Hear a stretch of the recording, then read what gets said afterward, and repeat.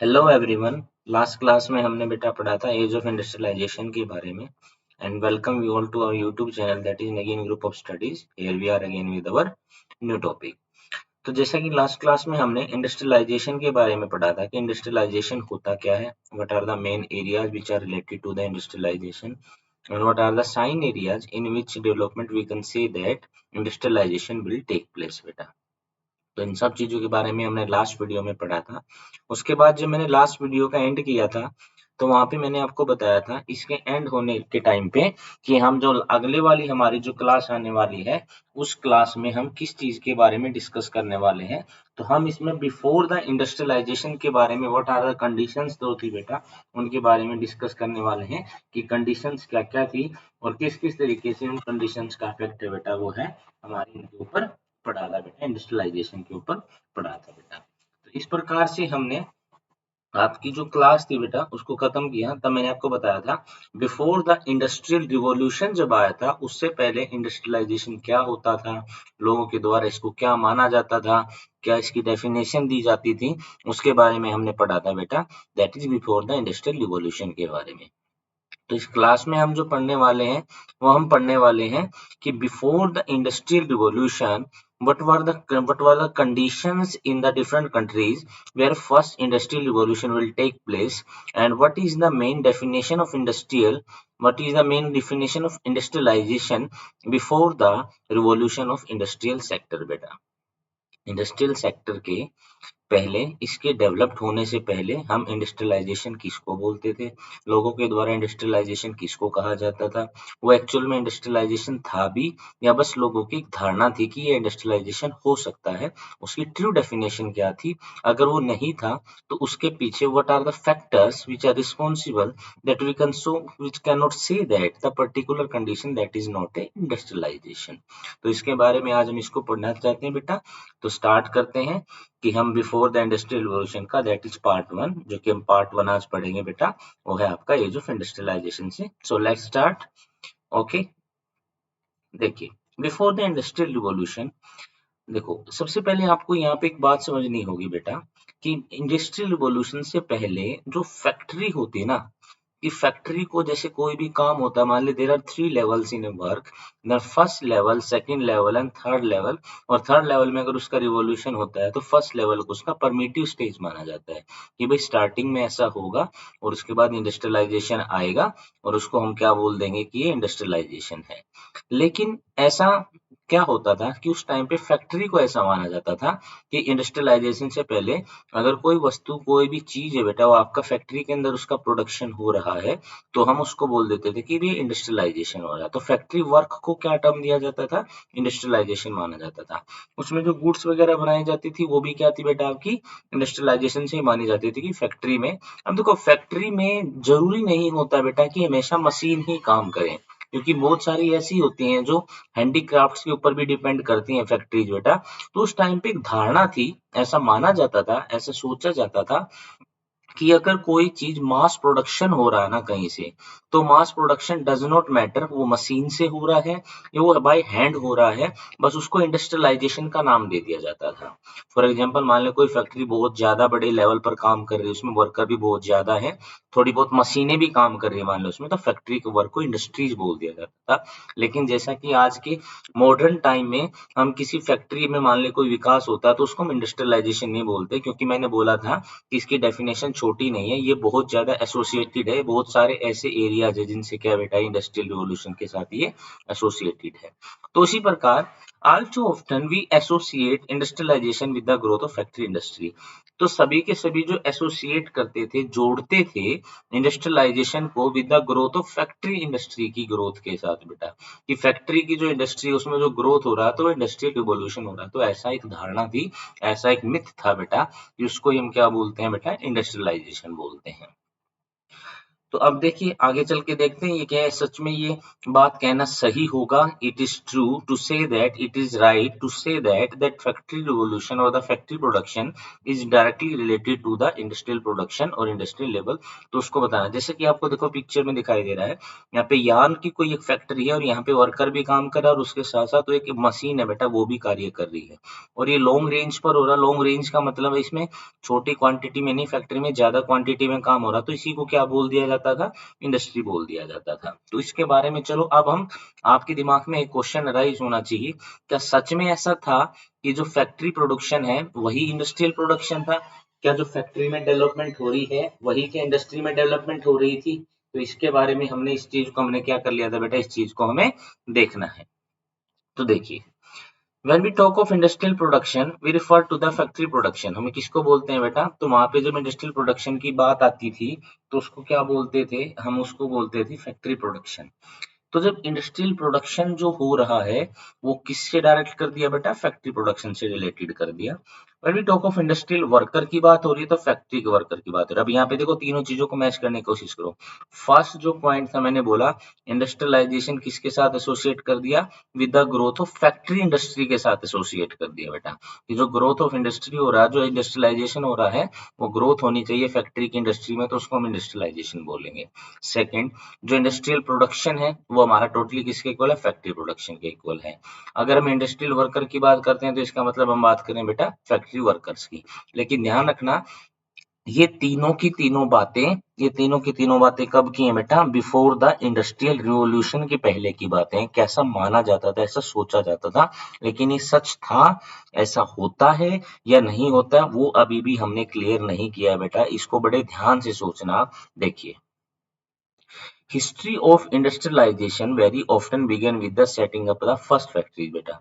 तो history of industrialisation को आप बोल सकते हैं कि इनकी शुरुआत जो हुई थी, हिस्ट्री अगर हमें बताने हो ना इंडस्ट्रियलाइजेशन की, तो हिस्ट्री को हम एसोसिएट कर सकते हैं setting up of the first factories के ऊपर। Setting up of the first factories के ऊपर हम बोल सकते हैं, उसको हम बोल सकते हैं बेटा कि हम हिस्ट्री जो इंडस्ट्रियलाइजेशन की हो किसके साथ हो रही है बेटा, setting up of the first factories के साथ हो रही है।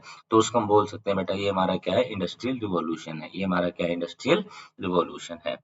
तो हिस्ट्री का मानना या उसको बेटा उसके साथ कनेक्ट करना कि भाई फैक्ट्री के साथ हो रहा है, उसमें प्रोडक्शन है, फैक्ट्री के वर्कर ही इंडस्ट्रियल के वर्कर हैं बेटा, तो हिस्ट्री तो एक अलग चीज होगी ना।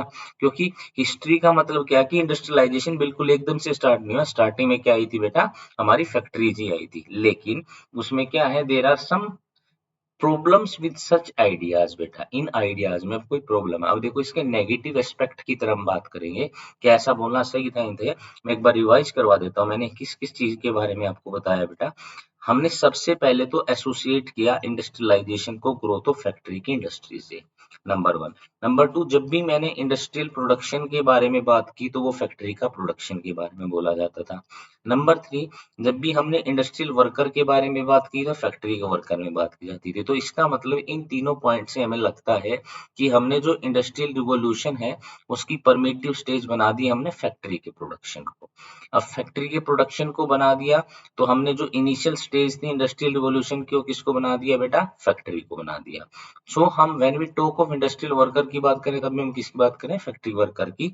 तो इसी तरीके से जब अगर हम हिस्ट्री देखते हैं इंडस्ट्रियलाइजेशन की तो बोलते हैं कि ये स्टार्ट हुई थी setting up the first factories आपकी सेटअप हुई थी, उसके बाद आपका क्या स्टार्ट हुआ था बेटा, इंडस्ट्रियलाइजेशन स्टार्ट हुआ था। तो अब इसके साथ बेटा कुछ प्रॉब्लम्स है, कुछ आइडियाज है बेटा, जो हमने सबसे पहले इन आइडियाज के बारे में हमने क्लियरली पढ़ लिया कि हम किसके बारे में बात कर रहे हैं, कहाँ से क्या शुरुआत हुई थी। तो उसके बाद आते there are some problems with such ideas, के साथ कुछ प्रॉब्लम्स हैं। और प्रॉब्लम क्या क्या है बेटा, even before factories began to dot the landscape. Dot the landscape का मतलब होता है प्रेजेंट होना बेटा किसी जमीन पर। In England and Europe, factories के आने से पहले, फैक्ट्रीज के एस्टेब्लिश्ड होने से पहले, which can also be defined as the sentence even before factories began to dot the landscape. Dot the landscape, map के ऊपर एक डोट के रूप में आपकी फैक्ट्री का प्रदर्शित होना, उसको मतलब सर्च किया जाना। दैट इज, इसका मतलब ये है कि जब तक फैक्ट्री शुरुआत नहीं हुई थी फैक्ट्री की इंग्लैंड और यूरोप में, तो इसको बस एक सेंटेंस के तरीके से कहने का मतलब है even before factory began to dot the landscape in the England and Europe, there was a large scale industrial production for an international market. तो लार्ज स्केल में इंडस्ट्रियल प्रोडक्शन होता था बेटा इंटरनेशनल मार्केट के लिए। तो हम किस आइडियाज के ऊपर कह सकते हैं कि अगर हम हिस्ट्री ऑफ इंडस्ट्रियल रिवॉल्यूशन की बात कर रहे हैं तो ये बोला जाएगा कि सबसे पहले फैक्ट्रीज आई थी और फैक्ट्रीज ही आपकी इंडस्ट्रीज में कन्वर्ट होगी। तो यहाँ पे बताया जा रहा है कि फैक्ट्रीज के आने से पहले इंडस्ट्रियल प्रोडक्शन होता था लार्ज स्केल पे और वो भी इंटरनेशनल मार्केट के लिए होता था। तो एक इस आइडिया में एक प्रॉब्लम आ जाती है। अब आप किसी चीज को हिस्ट्री बता रहे हो तो हिस्ट्री का मतलब होता है कि उसकी स्टार्टिंग फैक्ट्री से हुई थी, फैक्ट्री ही आपकी सीधी इंडस्ट्रीज में कन्वर्ट होगी। तो इसका मतलब है फैक्ट्रीज से पहले कोई भी इंडस्ट्रियल प्रोडक्शन नहीं होता होगा और फैक्ट्रीज ने ही आके इंडस्ट्रियल प्रोडक्शन की शुरुआत की होगी और उसके बाद फैक्ट्रीज नहीं मॉडर्न मैकेनाइजेशन का मतलब उसको उसमें वो कवर हो गया, उसमें कन्वर्ट हो गया और उसके बाद इंडस्ट्रियल के प्रोडक्शन में मूवमेंट आई और उसमें एक रिवॉल्यूशन आया। लेकिन इंग्लैंड में और यूरोप में फैक्ट्रीज के आने से पहले ही लार्ज स्केल पर इंडस्ट्रियल प्रोडक्शन होता था और वो भी इंटरनेशनल मार्केट के लिए होता था। तो ये आइडिया हमें इसी तरीके से सोचने के लिए मजबूर करता है कि अगर ऐसा होता था तो फैक्ट्रीज वगैरह का जो इनकमिंग हुई है बेटा, तो फैक्ट्रीज वगैरह को हिस्ट्री बताया गया है इंडस्ट्रीज की, तो ऐसा मानना बिल्कुल भी सही नहीं होगा। तो this is a negative point on the ideas that says that factories are the basic of the industrial revolution. This was not based on factories के ऊपर बेस नहीं था। Many historians now refer to this phase of industrialization as proto-industrialization. अब factory से पहले भी अगर कोई प्रोडक्शन होता था तो इस फेस जो इंडस्ट्रियलाइजेशन का आया उसको बोला गया बेटा प्रोटो इंडस्ट्रियलाइजेशन। ध्यान से समझिए, उसको बोला गया प्रोटो इंडस्ट्रियलाइजेशन। किसको बोला गया? जो इंडस्ट्रियलाइजेशन के द्वारा इंडस्ट्रीज के द्वारा बहुत सारे गुड्स का प्रोडक्शन होता था फैक्ट्रीज वगैरह के सेटअप होने से पहले। फैक्ट्रीज को आपने हिस्ट्री अगर बताया है तो इस हिस्ट्री से पहले भी इंटरनेशनल मार्केट के लिए क्या होता था, चीजों का प्रोडक्शन होता था। तो इसको एक स्पेशल टर्म नाम दिया गया है बेटा मैंने हिस्टोरियंस के द्वारा, जिसको बोला गया बेटा फर्स्ट और अर्ली का मतलब होता है प्रोटो। तो प्रोटो इंडस्ट्रियलाइजेशन का मतलब है अर्ली स्टेज में या पहले क्या इंडस्ट्रियलाइजेशन था तो उसको हम क्या बोलते हैं बेटा प्रोटो इंडस्ट्रियलाइजेशन बोलते हैं। ध्यान रखना ये जो गैप है, एक तो आप देखो तीन चीजें समझिए, एक तो प्रोटो इंडस्ट्रियलाइजेशन आएगा, उसके बीच में फैक्ट्रीज वगैरह की एस्टेब्लिशमेंट आएगी और उसके बाद इंडस्ट्रियल में रिवॉल्यूशन आएगा। तो प्रोटो बिल्कुल अर्ली स्टेज थी बेटा जहाँ पे बहुत सारी इंडस्ट्रियल गुड का क्या होता था, प्रोडक्शन होता था। और यही प्रोडक्शन जो होता था बेटा किसके रूप में माना गया है बेटा, अर्ली स्टेज के रूप में माना गया है, जिसको हमने प्रोटो इंडस्ट्रियलाइजेशन का नाम दिया है। आगे चलिए, अगर ये होता कैसे था, क्यों होता था? In the 17th and 18th centuries merchant from the towns in Europe. अब देखो from towns in the Europe से मर्चेंट का मतलब क्या होता है बेटा, व्यापारी होता है। Europe began moving to the countryside. देखो कंट्री साइड अब बार बार ये कई बार वर्ड आता है तो इस वर्ड में हम क्या होता है इसका मतलब बेटा, कंट्री साइड का मतलब होता है बेटा जो वहां के रूरल एरिया है बेटा उनको कंट्री साइड बोला जाता था। तो कंट्री साइड जो टाउन्स होते थे वो तो होते थे। अब जैसे आपके जो मैप में कुछ एरिया आपके मार्क किए गए बेटा जो रहे हैं, अगर हम स्पेन की बात करें, फ्रांस की बात करें, जर्मनी की बात करें या इटली की या रोमेनिया की बात करें या नॉर्वे या ग्रेट ब्रिटेन की बात करें, तो इसमें जो मर्चेंट्स थे बेटा उन्होंने मूव करना स्टार्ट कर दिया country side from that town से कहाँ चला जाना स्टार्ट कर दिया बेटा, रूरल एरियाज में। अब उसका कारण क्या था, supply money to the peasant and artisans. किसको मनी पहुंचाना बेटा, पीसेंट्स को और आर्टिसंस को क्या पहुंचाना स्टार्ट कर दिया बेटा, money. Persuading them to produce for an international market. उनको परसुएड करने का मतलब वैसे तो इंग्लिश में होता है मनाना, लेकिन परसुएड करने का मतलब होता है बेटा कोई कंडीशन आप रखते हैं कि मैं आपको पैसा दूंगा और आप मेरे लिए काम कीजिए, तो उसको हम बोलते हैं बेटा परसुएड करना। तो उसको क्या बोलते हैं बेटा, हम परसुएड करना बोलते हैं। तो उन्होंने जो वहां पे रूरल एरिया में लोग थे बेटा, जो रूरल एरिया में वर्किंग पॉपुलेशन थी बेटा, उनको परसुएड करना स्टार्ट किया कि वो प्रोड्यूस करें फॉर एन इंटरनेशनल मार्केट के लिए। तो इंटरनेशनल मार्केट के लिए प्रोडक्शन करें, क्यों, पैसे के लिए। तो with the expansion of the world trade, अब देखो एक्सपेंशन के बारे में हमने पहले पढ़ा था, इसमें सारा मॉडर्न नहीं आता बेटा, सिल्क रूट भी था या बहुत बहुत सारे ऐसे लैंड से एरिया भी थे बेटा जो यूरोप को और दूसरे से आपकी वेस्टर्न कंट्रीज को, जैसे यूरोप हो गया उसको एशिया के साथ दूसरी के साथ जोड़ते थे। तो वर्ल्ड ट्रेड तो आपका पहले से ही होता था बेटा। तो जैसे एक्सपेंशन हुआ वर्ल्ड ट्रेड का, तो एक्वाइजेशन हुआ बेटा कॉलोनीज का, जैसे अमेरिका भी कॉलोनी के रूप में थी, एंटी कैरिबियन आइलैंड्स भी आपके आपके कॉलोनीज के रूप में थे। The demand for goods began growing, तो बेटा गुड्स की डिमांड क्या होने लगी बेटा, ग्रो करने लगी। अब ये कंट्रीज इन चीजों की जो भी मान ली कोलोनाइजेशन हो रहा, तो वहां पे गवर्नमेंट वर्क कर रही है जिसने कोलोनाइज, जैसे ब्रिटेन ने अमेरिका को कॉलोनी बना रखा है, तो यूरोप की दूसरी कंट्रीज जैसे साउथ अफ्रीका को कॉलोनी बना रखा है। तो वहां के जो लोग थे बेटा वो डिमांड करने लगे बेटा गुड्स और प्रोडक्शन की, क्योंकि देखो अब विश्व आपका फैल चुका था, अब कोलोनाइजेशन भी हुआ था और वर्ल्ड ट्रेड भी एक्सपेंड हो गया था, तो देखो डिमांड तो ऑटोमेटिक बढ़ेगी, क्योंकि अब लोग किसी एक जगह सीमित नहीं थे, अब लोगों ने पूरे विश्व में फैलना स्टार्ट कर दिया था। अब इसको ऐसे समझिए डिमांड कैसे क्रिएट होती है।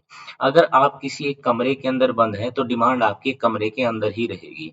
अगर आपका पूरे हरियाणा में या पूरे कोई भी किसी भी राज्य में एक ही टाउन एग्जिस्ट करता है, तो डिमांड कहाँ तक रहेगी बेटा, उस टाउन तक रहेगी। लेकिन अगर लोग आपके पूरे पूरे पूरे राज्य क्षेत्र में फैल जाते, पूरे पूरे स्टेट में सेपरेट हो जाते हैं, तो उसके बाद डिमांड आपकी राज्य के हर एक अलग अलग पॉइंट से आना स्टार्ट हो जाएगी। वहां पे ये डिमांड है, वहां पे ये डिमांड है, क्योंकि लोगों ने वहां पे रहना स्टार्ट कर दिया है। तो ऐसे ही कोलोनाइजेशन के साथ अब लोगों की विश्व में फैलने के साथ बेटा डिमांड क्रिएट होगी, और इन चीजों का क्या हुआ बेटा, इन चीजों की डिमांड क्या होगी बेटा, ग्रो हुई। तो with the expansion of the world trade, the acquisition of colonies in different part of the world, the demand for goods began growing, तो डिमांड जो थी बेटा गुड्स की वो ग्रो होने लगी। अब वो ग्रो होने लगी तो but merchant could not expand production with in the town, लेकिन मर्चेंट जो थे बेटा उन्होंने एक्सपेंड नहीं किया प्रोडक्शन को विद इन द टाउन, क्यों नहीं कर पाए। अब देखो ये भी एक इंपॉर्टेंट काम आता है। अब पूरे वर्ल्ड में जो ट्रेड फैल रखी है, वहां पे तो चीजों का प्रोडक्शन जो हो रहा है बेटा उसकी डिमांड इंक्रीज होगी, लेकिन जो मर्चेंट थे बेटा उन्होंने एक्सपेंड नहीं किया प्रोडक्शन को विद इन द टाउन्स। इसका मेन कारण क्या था टाउन्स में ना होना, this is because the urban crafts and trade guilds, बेटा ये बहुत इंपॉर्टेंट है बेटा, जिसको आपको ध्यान रखना है। एक तो अर्बन क्राफ्ट्स के कारण और एक ट्रेड गिल्ड्स के कारण।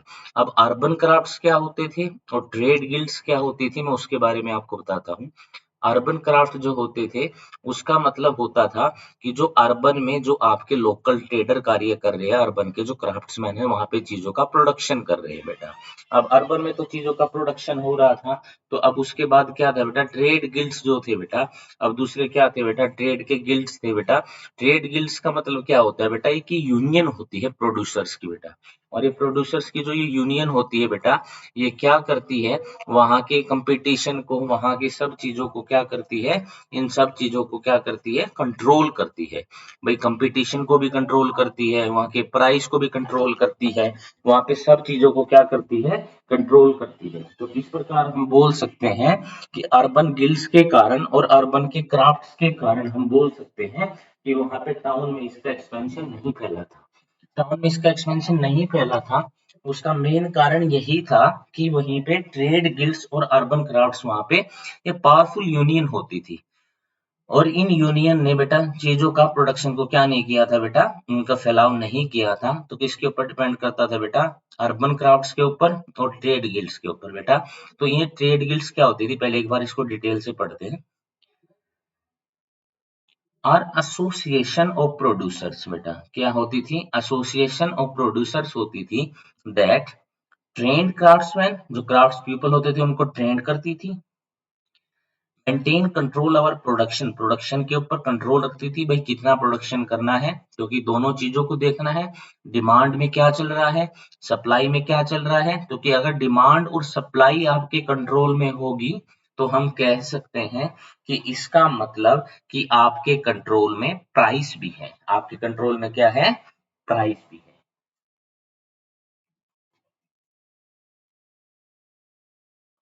आगे देखिए क्या बोल रहा है ये, अब मेंटेन कंट्रोल करती थी, रेगुलेटेड कंपटीशन एंड प्राइस, किसको कंपटीशन हो गया और प्राइस को क्या करती थी, कंट्रोल।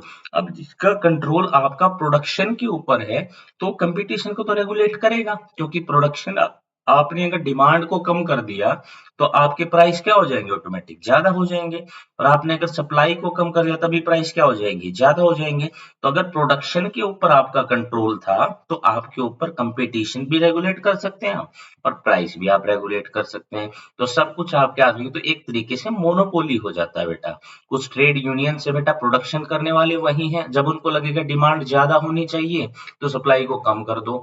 अब सप्लाई ज्यादा हो गई है तो सप्लाई को रोक दो, क्योंकि प्राइस आपके अब डाउन हो जाएंगे। तो इस तरीके से जिसका प्रोडक्शन के ऊपर कंट्रोल होता है तो वो डिमांड को भी कंट्रोल करता है, वो प्राइस को भी कंट्रोल करता है, और वो सप्लाई को भी कंट्रोल करता है, और वो कंपटीशन को भी कंट्रोल करता है। तो रेगुलेट करते थे बेटा कंपटीशन को भी, और प्राइस को भी क्या करते थे, कंट्रोल करते थे। रेस्ट्रिक्ट करते थे बेटा entry of new people into the trade. अब जैसे कुछ भी होता है ना, जब भी आप इकोनॉमिक्स को थोड़ा डिटेल से पढ़ोगे तो वहां पे आ जाता है बेटा, जो कंपटीशन को रेगुलेट करता है तो वो न्यू पीपल के एंट्री को हमेशा बैन रखता है, क्योंकि उसके बाद उसकी मोनोपोली की पावर चली जाएगी।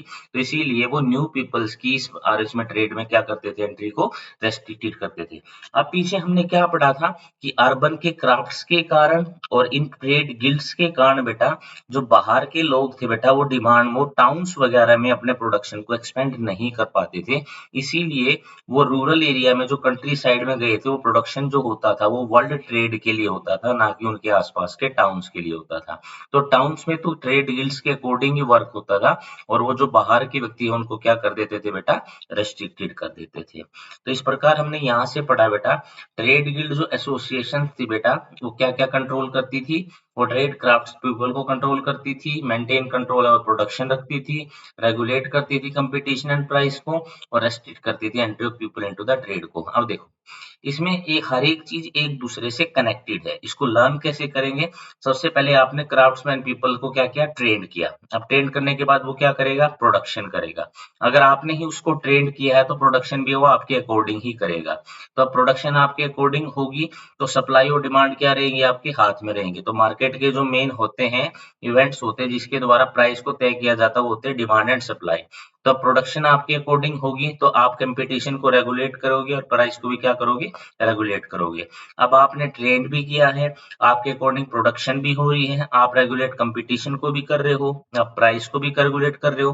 तो आप नए पीपल की एंट्री क्यों होने देंगे, जबकि आपका मोनोपोली की पावर चल रही है वहां पे। तो इसीलिए आप नए पीपल की एंट्री भी रेस्ट्रिक्टेड होती थी बेटा, जो वहां पे क्या थी बेटा, बिल्कुल बैन था। तो इसीलिए बेटा जो ट्रेड्समैन थे बेटा, वो कंट्री साइड में जो लोगों को परसुएड करते थे और चीजों का निर्माण करवाते थे, वो कभी भी आसपास के टाउन में कभी भी चीजों को सप्लाई नहीं कर पाए। और उसके पीछे मेन रीजन था यही ट्रेड गिल्ड्स, और यही हमारे जो क्राफ्ट्समैन के पर्सन थे बेटा, सारे के सारे। आशा करता हूँ आपको ट्रेड गिल्ड्स के बारे में समझ में आया होगा। देखो अब रूरल्स की बात आती है। अब रूलर्स क्या करते थे, ग्रांटेड करते थे। ग्रांटेड का मतलब होता है बेटा देना। कुछ डिफरेंट गिल्ड्स को ग्रांटेड करते थे, मोनोपोली राइट देते थे बेटा। मोनोपोली राइट का मतलब होता है, मोनोपोली क्या होता है, जहाँ पे एक ही गवर्नमेंट होती है, वही डिमांड को, सप्लाई को क्या करती है बेटा, कंट्रोल करती है। तो वहां की दूसरी की एंट्री यहाँ पे बैन होती है, कोई भी इस व्यापार में एंट्री नहीं कर सकता। फॉर एग्जाम्पल इसको ऐसे सोचिए, जैसे रेलवे है, भारत में रेलवे को कौन कंट्रोल करता है, हमारी इंडियन गवर्नमेंट कंट्रोल करती है। अब कोई भी दूसरा अपने पैसे किसी के पास कितने भी हो अपनी खुद की प्राइवेट रेल नहीं चला सकता, क्योंकि टोटली किसके अंडर है बेटा, गवर्नमेंट के अंदर। उसमें गवर्नमेंट क्या क्या पावर को एक्सरसाइज करती है बेटा, दैट इज मोनोपोली के बारे में। तो ये आपकी टोटली गवर्नमेंट हो जाती है बेटा। अब कुछ चीजें ऐसी होंगी, जैसे अब एयरवेज होती थी पहले, लेकिन अब एयरवेज तो क्या होगी, प्राइवेट होगी, सबके पास प्राइवेट जेट भी बेटा, तो वो मोनोपोली नहीं रहा बेटा। तो इसको ऐसा सोचिए, कोई भी किसी चीज का प्रोडक्शन है, जैसे लीकर का प्रोडक्शन लगा लीजिए, तो लीकर के व्यक्तियों को ट्रेन भी कौन करते थे, गिल्ड्स करते थे। लीकर का प्रोडक्शन भी कौन करवाते थे, गिल्ड्स करवाते थे। प्रोडक्शन के बाद कितना सप्लाई करनी है विस्की की या वाइन की बेटा, वो भी कौन तय करते थे, गिल्ड्स करते थे। अब प्राइस के ऊपर कंट्रोल किनका रहता था, उनका ही रहता था। अब प्राइस ज्यादा होगा या कम होगा। और ये सब सारी पावर जो होती है मोनोपोली की, वो किसके द्वारा ग्रांट की जाती थी बेटा, रूलर्स के द्वारा ग्रांट की जाती थी। और ताकि राइट टू प्रोड्यूस लेना होता था, और स्पेसिफिक प्रोडक्ट्स में क्या आपको ट्रेड करनी पड़ती थी। So ruler granted different guilds the monopoly right to produce the trade in specific product में क्या करते थे बेटा, वो क्या करते थे, मोनोपोली राइट था उनके पास to produce and trade in specific products में क्या करते थे, वो ट्रेड करते थे। वॉज देयर फॉर, तो इसीलिए बेटा अब सब देखो, अब परमिशन लेनी है, गिल्ड्स को भी क्या मिल रही है बेटा, परमिशन मिल रही है रूलर्स की तरफ से to guilds the monopoly right to produce and trade in specific products में। तो it was therefore difficult for new merchants, तो न्यू मर्चेंट्स के लिए क्या हो गया था बेटा, डिफिकल्ट हो गया था to set up business in town, business को क्या करना बेटा, सेटअप करना टाउन्स में, क्योंकि परमिशन वगैरह नहीं पड़ती थी। So they turn to the countryside, इसीलिए उन लोगों ने अर्बन साइड की तरफ जाने की बजाय रूरल साइड में जाने के बारे में सोचा, और टाउन्स की डिमांड के अलावा उन्होंने वर्ल्ड ट्रेड के बारे में सोचा कि टाउन्स में काम चलने वाला नहीं है, क्योंकि यहाँ पे तो पहले ही परमिशन से और सारा का सारा मोनोपोली पावर चलती है। मोनोपोली पावर का मतलब एक ही गवर्नमेंट चलती है, एक ही गवर्नमेंट के अनुसार यहाँ पे मार्केट को डिसाइड किया जाता है, what would be supply, what would be demand and what would be price. So इसलिए उन्होंने कहाँ पे टर्न हो गए बेटा, वो कंट्री साइड की तरफ टर्न हुए। तो इस तरीके से कंट्री साइड में पुअर पीसेंट्स या आर्टिसन, जिनको शिल्पकार बोलते हैं, जो कारीगर होते हैं बेटा, हैंडीक्राफ्ट बनाते हैं, बिगन वर्किंग फॉर मर्चेंट। अब कंट्री साइड में कोई लेना देना नहीं होता था, क्योंकि मार्केट तो आपके टाउन से रिलेटेड थी बेटा। अब किसी में गांव को भी कुछ चीजों को खरीदना होता था बेटा, तो गांव में नहीं, कहाँ पे, टाउन पे जाके खरीदता था। तो अब कंट्री साइड में अब प्रोडक्शन होना स्टार्ट हुआ।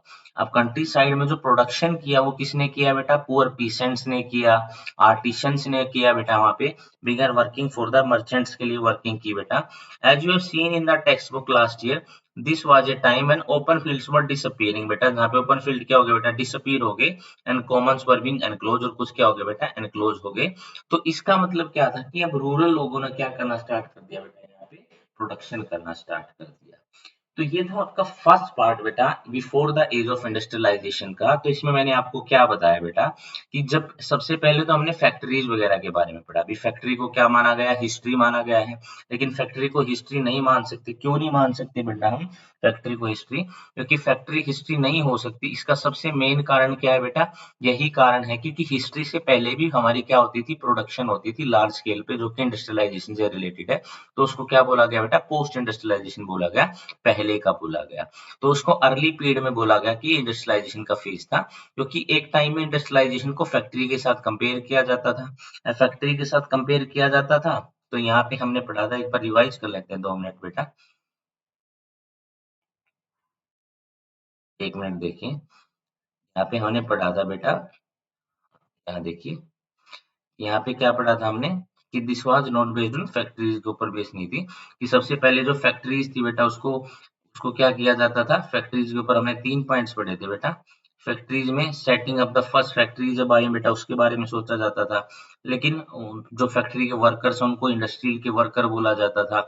लेकिन इन सब के साथ एक प्रॉब्लम थी, वो ये थी, बिफोर फैक्ट्रीज वगैरह के आने से पहले इंग्लैंड या यूरोप में बेटा, वहाँ पे लार्ज स्केल पे इंडस्ट्रियल प्रोडक्शन होता था।